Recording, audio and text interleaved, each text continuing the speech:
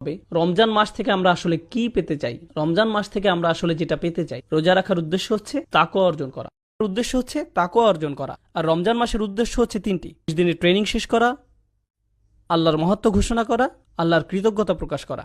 ওয়ালিতুকাব্বিরুল্লাহ আলা মা হাদাকুম ওয়ালিতুকমিলুল ইদ্দাহ ওয়ালিতুকাব্বিরুল্লাহ আলা মা হাদাকুম কুম তাশকুরুন। রমজানের তিনটি গোল। এখন আমি আপনাদেরকে বলি তাকওয়ার পথে মূল বাধা কি হতে পারে।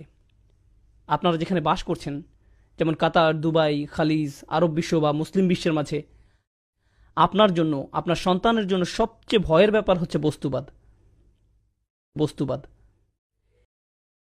আপনি আর আপনার সন্তান গাড়ি বলতে অজ্ঞান, ব্র্যান্ডের কাপড়, ব্র্যান্ডের ফোন, ইলেকট্রনিক পণ্য, নতুন মুভি, নতুন নামানো গান, মার্কেটে ঘুরে বেড়ানো, ফেসবুক, নিজের কমেন্টে কত লাইক পেলেন, এইসব জিনিস নিয়ে আপনি ডুবে আছেন। আপনার পুরো জীবনের অর্থই এগুলো, আর কিছু নয়। আর এটাই দুঃখজনক, কারণ আল্লাহ সাক্ষী, এই উম্মার তরুণরা হচ্ছে সবচেয়ে সম্ভাবনাময়।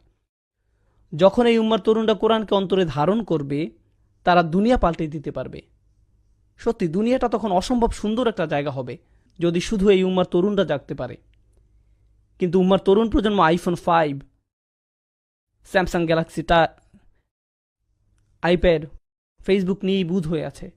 এই জিনিসগুলোই খুব ভালো কাজেও ব্যবহার করা যায়, কিন্তু মনে রাখতে হবে এই জিনিসগুলো এক একটা অভিশাপে পরিণত হতে পারে। তলোয়ার শত্রুর দিকে তাক করে রাখলে সেটা ভালো, কিন্তু নিজের দিকে তাক করে রাখা খারাপ। এটা একদম সত্যি। এই জিনিসগুলো খুবই ভালো জিনিস। আমি কতবার ফেসবুক ব্যবহার করেছি জানেন? একবারও না। হ্যাঁ, সেখানে আমার ছবি আছে, আমার উক্তিও হয়তো আছে, কিন্তু আমি নিজে কখনো সেটা ব্যবহার করিনি। মাঝে মাঝে কেউ কেউ বলে, ব্রাদার আপনি কখনো টুইটারে জবাব দেন না। আমি বলি, আমি সুন্নাহ পালন করার চেষ্টা করি যাতে মানুষের উপকারে আসে এমন কিছু বলতে, কিন্তু মানুষের সাথে অনলাইনে কথোপকথনে জড়াই না। আমাদের আরও গুরুত্বপূর্ণ কথোপকথন আছে আল্লাহর সাথে। আসলে কি আপনারা এত কথা চালাচালি করার সময় আছে?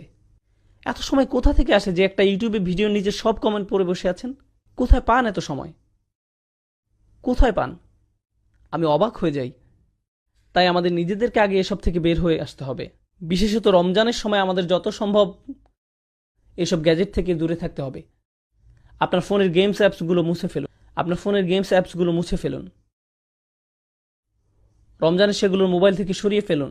আপনি হয়তো বলবেন, ঠিক আছে, আমি পরে আবার ডাউনলোড করব। তাও করুন। বোনেরা, এখনই ফেসবুক থেকে বের হন। আমি দেখছি না, কিন্তু যাই হোক, বের হন ফেসবুক থেকে। আপনাদের ডিভাইস থেকে নিজেকে দূরে রাখুন। এটা আপনাকে করতেই হবে। বস্তুবাদ আমাদেরকে ধ্বংস করে ফেলেছে, আর আমি বলছি যে এর থেকে পরিত্রাণ পাওয়ার সহজ উপায় হলো আল্লাহর কালামটা বোঝা। একদম নিজের মাঝে আল্লাহর কালামকে বোঝা। আপনি যতই নিজের সাথে আল্লাহর কালাম বোঝা শুরু করবেন, আপনি ততই আর বস্তুবাদে আগ্রহী থাকবেন না। তা দিয়ে তখন আর আপনার আত্মার ক্ষুধা মিটবে না। আপনি শূন্যতা অনুভব করবেন। খালি কোরআন থেকে আনন্দ পাওয়ার চেষ্টা করুন, যেটা আগে করেননি। আপনি যখন কোরআন পড়েন তখন আপনি আল্লাহর সাথে কথা বলেন, তাই না? আর বেশি কি চাই আমরা? এখন আপনাদেরকে বিশেষভাবে কিছু বাস্তব পরামর্শ দিব, যদিও বস্তুবাদের এই সমস্যা সর্বত্রই, কিন্তু আমি খেয়াল করেছি মার্কেটে বা এই ধরনের জায়গায় সবাই পঙ্গপালের মতো ছুটছে। আমি তাদের উপর রাগ করি না, খালি আমার যেটা মনে হয় সেটা হলো তাদের হাতে কোরআন তুলে দেইনি। আমরা তাদের হাতে কোরআন তুলে দেইনি। আমরা খুশি হবার মতো কিছু তাদের হাতে তুলে দেইনি। এটা আমাদের দোষ। এখন আসছি শেষ অংশে, বিশেষত দর্শক সারির অভিভাবকদের জন্য কিভাবে আপনি আপনার রমজানকে ভালোভাবে কাজে লাগাতে পারেন সেটার কিছু টিপস। এখানে উপস্থিত সকলের রমজান নিয়ে কিছু লক্ষ্য থাকা দরকার। আমার পরামর্শ হলো, আপনি কিছু ছোট সূরা মুখস্থ করতে পারেন। ছোট সূরা বলতে বোঝাচ্ছি 1-1.5 পাতার সূরা, কয়েকটি, যদি পারেন 4টি অথবা 2 থেকে 4টির মতো।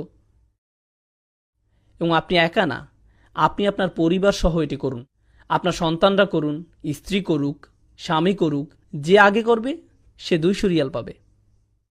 এখন দেখা যাবে বাবাই সবার আগে করে ফেলবে, কিন্তু যাই হোক, করুন, কোরআন মুখস্থ করুন পরিবার হিসাবে। এটিকে একটি পারিবারিক প্রজেক্ট বানিয়ে ফেল, যে চলো আমরা সবাই সূরাটা মুখস্থ করি।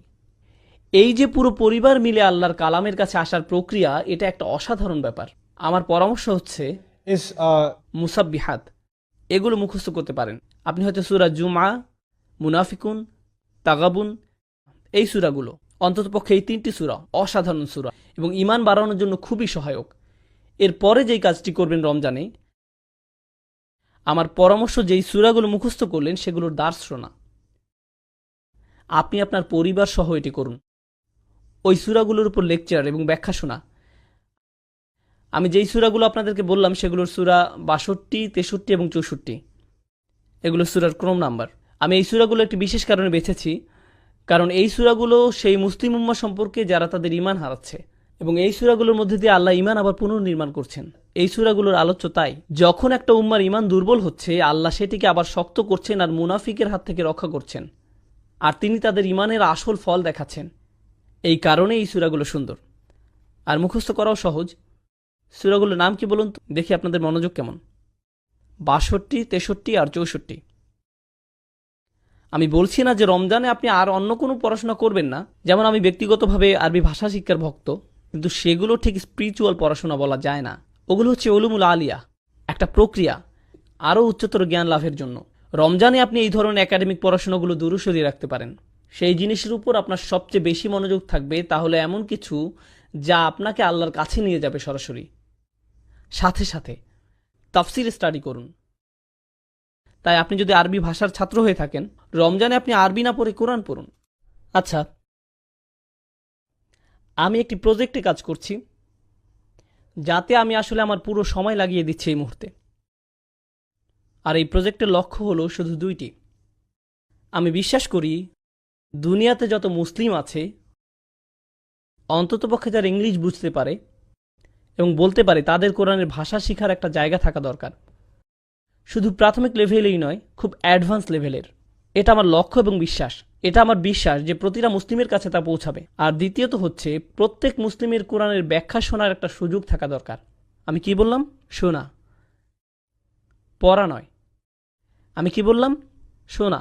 কেন শোনাটা গুরুত্বপূর্ণ? কারণ আপনি যখন কিছু শোনেন সেটা মনে থাকে বেশি, আর যখন আপনি কিছু পড়েন কি হয়? আপনি ভুলে যান।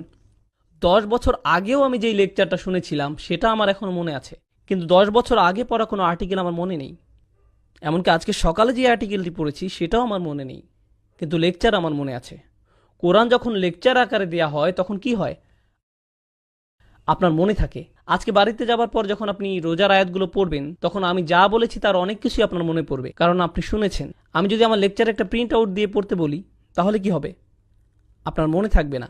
যদি আমরা চাই যে উম্মাহ কোরআনের কাছাকাছি আসুক, তাহলে আমাদেরকে কোরআনের ব্যাখ্যাটা তাদেরকে অডিও ভিডিও আকারে মানুষের কাছে পৌঁছাতে হবে, যেন মানুষ শুনতে পারে এবং মনে রাখে। এটা একটা মিশন, এবং এটা অবশ্যই মিশন হবার দাবি রাখে। আলহামদুলিল্লাহ, এই মিশনের প্রথম ধাপটা শেষ হয়ে গেছে। আমি কোরআনের একদম প্রাথমিক তাফসিরের প্রজেক্টটা শুরু করেছিলাম, বলা যায় যেখানে কোরআনের অনুবাদের সাথে সহজ ভাষায় তার ব্যাখ্যা করা হবে, যাতে পুরো পরিবার একসাথে বসে আল্লাহর কালাম শুনতে পারে এবং কিছু শিখতে পারে। এটার নাম হচ্ছে কভার টু কভার প্রজেক্ট। এটা শেষ হয়েছে আলহামদুলিল্লাহ, এবং অনলাইনে পোস্ট করা হয়েছে। আমি আপনাদেরকে বলেছি সূরা নাম্বার 62, 63 আর 64 মুখস্থ করতে। এরপর আমি যেটা চাই সেটা হচ্ছে আপনারা ওয়েবসাইটে যান এবং এই 3টি সূরার দুরূদ শুনুন। এই সূরাগুলোর লেকচারগুলো আছে ওয়েবসাইটে। 2, 3, 4 বার শুনুন। 2, 3, 4 বার শুনুন, যতক্ষণ না এই সূরার বার্তাগুলো আপনার মাথার ভিতরে গেঁথে যাচ্ছে। এরপর যখন আপনি নামাজে দাঁড়াবেন আর ওই সূরাগুলো পড়বেন, আপনি বলা যায় প্রকৃত অর্থে আল্লাহর সাথে যোগাযোগ স্থাপন করবেন।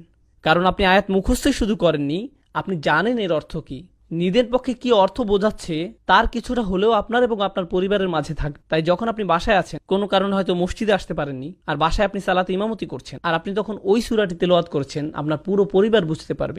আপনার পুরো পরিবার খুশুর সহিত নামাজ পড়বে। ওই ওয়েবসাইটের লিঙ্কটা হচ্ছে bayyinah.tv। বানান না পড়লে আমি বলে দিচ্ছি, আপনারা ফোন বের করে লিখে রাখুন। আমি জানি আপনাদের সেলফোন আছে, মজা করবেন না।